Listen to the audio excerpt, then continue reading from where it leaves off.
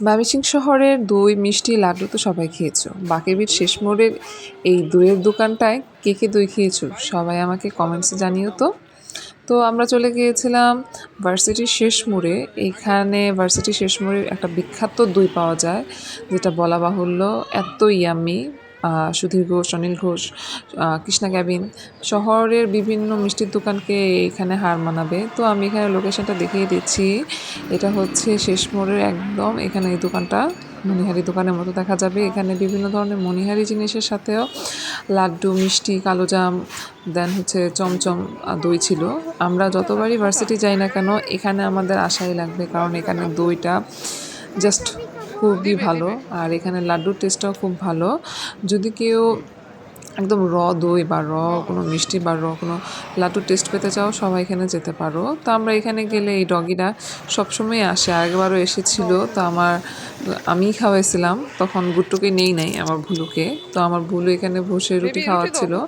আসলে ছোটোবেলা থেকে বাচ্চাদের আপনারা যা শেখাবেন বাচ্চারা তাই মানে ব্রেনে করে গড়ে উঠবে। তো আমার বাবাইকে দেখাচ্ছিলাম যে কুকুরকে ডগিকে খাওয়াও, কুকুর বলাই না ওকে, ও ডগি, সুন্দর করে ডগি বলে, মামাম ডগি ডগি ডগি খাবে। তো এখনও ঘুরতে গেলে ডগি দেখলে ডগি খাবে। তো আমি প্রত্যেকবার এখানে গেলে ডগিটাকে দেখলে এই বন্ডটিটা খাওয়াই। আমার বেশ ভালো লাগে, কারণ এই কুকুরটাকে দেখলে আমার খুবই মায়া লাগে, চোখের চাউনি। আমি যতবারই ওকে খাওয়াই ও দেখে আমার পিছ পিছ আসে। তো এখানে যখন গেলাম দই খেতে, দেখলাম ও রাস্তার ওই পারে ছিল। তো একটা ডাক দিলাম, ডাক দিতে ও এসে খাচ্ছিল। তো সবাই বাকেবি শেষ মোড়ে এখানে দই, লাড্ডু, মিষ্টি ট্রাই করতে পারো। এখানে দই ছিল প্রতি কাপ 25 টাকা।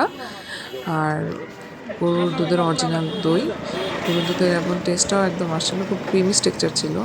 তো সবাইকে টেস্ট করতে পারো। Then tata, bye by.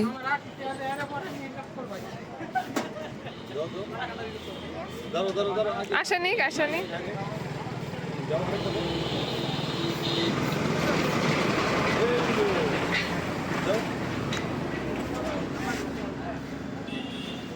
Like দিয়ে দাও। হ্যাঁ, bye bye bye bye bye bye bye by.